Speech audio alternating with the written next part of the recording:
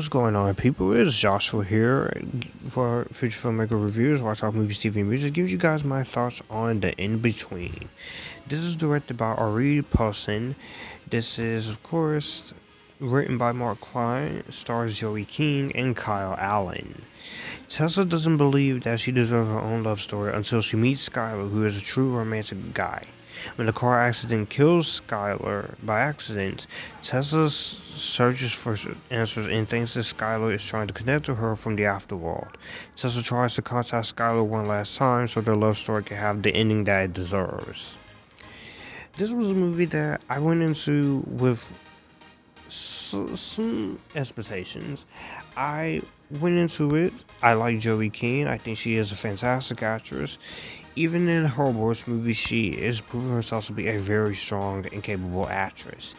And she's great in a lot of things in her early childhood: Ramona and Beezus, Battle Los Angeles, The Dark Knight Rises, as young as Talia al Ghul, The Conjuring, also great and powerful, Independence Day Resurgence, and I look forward to seeing her in Bullet Train later this year. So I was actually really excited that she would not only be doing this movie, but also producing it. So I went into the movie with slight optimism, and this is what I will say.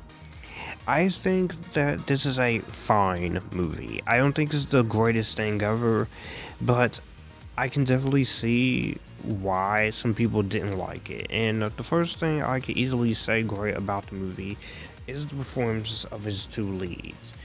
It is Joey King and, of course, Kyle Allen. They have very good chemistry. You buy the romance and you feel that they are in love with each other. And even when this tragedy does go down, they want to have a happy ending that they deserve.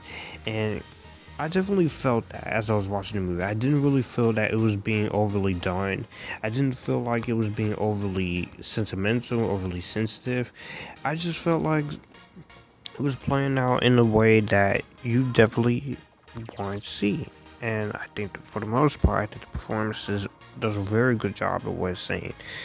It is very much a very emotional story, and it's emotionally compelling with the relationship. I buy the relationship with these two leads. They are very good, and you do definitely see a lot of what this movie brings, and I think the performances for the most part is really good. It's very likable chemistry, and you do care about it, and there is a genuine charm to the relationship, and it builds up the relationship as the movie goes along. And by the end of the movie, I found myself caring about these two, which is very refreshing to see. It's not toxic, it's not embarrassing, it's not even insulting.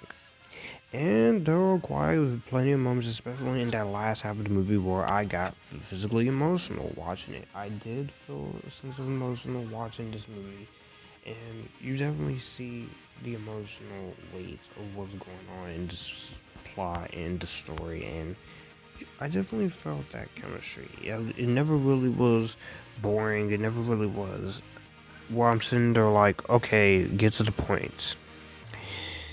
I can also say from a technical standpoint, the cinematography is very well created, is very well crafted. It's great cinematography in here.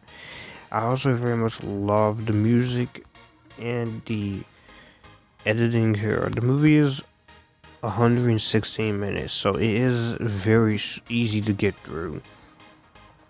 And it definitely does have a lot of great things moving and going for those. I think music wise and just technicality wise, it's a very well master crafted film. However, I will say that some of the rest of the cast, they are also very good as well. You have Kim Dickens, John Ortiz, Celeste O'Connor, who is very likable, Donna Biscoe, April Parker Jones. Everyone in the rest of the cast, I think, is very good for what they are required to, and they do a very good job in their roles for the most part. You feel them, you feel the emotion that they have here. And you do have the emotional thematic material that I very much appreciate, because it's not really every day would you get to see a movie like this happen. It with this love story and someone. And as a sucker for romance movies, this definitely does do the trick. I will say this now as far as some issues go. One is I feel like when you get into the supernatural side of things, I feel like the execution there was very bit lacking. It is used to feel very emotional at best and surface level, but I will say there is quite a few moments where I think the full potential could went a little bit deeper. There is room to go into the ideas itself, but you have a lot of time focused on the events that took place before Skylar was hurt in the car accident, and this could easily went a lot wrong with someone.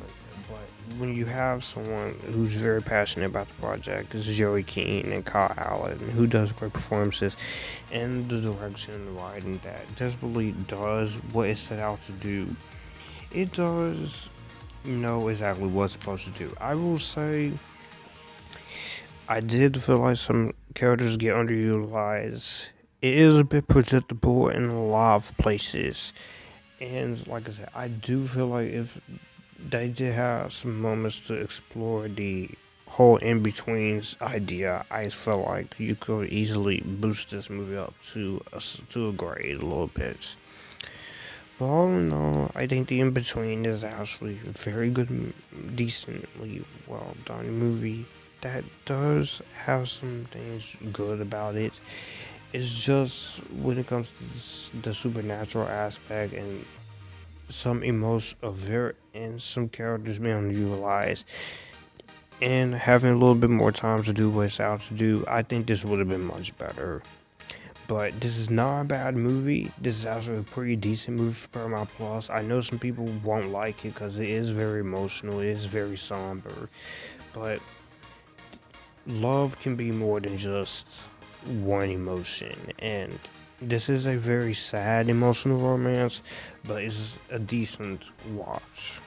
Not something great, but this is not a bad movie, so I'm gonna give it a stream. It's on Paramount Plus. If you have Paramount Plus, stream it. So in the comment section down below, what did you guys think of it? Did you like it? Did you hate it? Are you somewhere right in the middle? All my social media links are in the description box down below. Be sure to like, comment, and share, and I'll see you guys in the next video. Hit the subscribe button and the notification bell, get notified when the video's up. And as always, you guys keep it cool, join the Epictasticness, and stay Epictastic.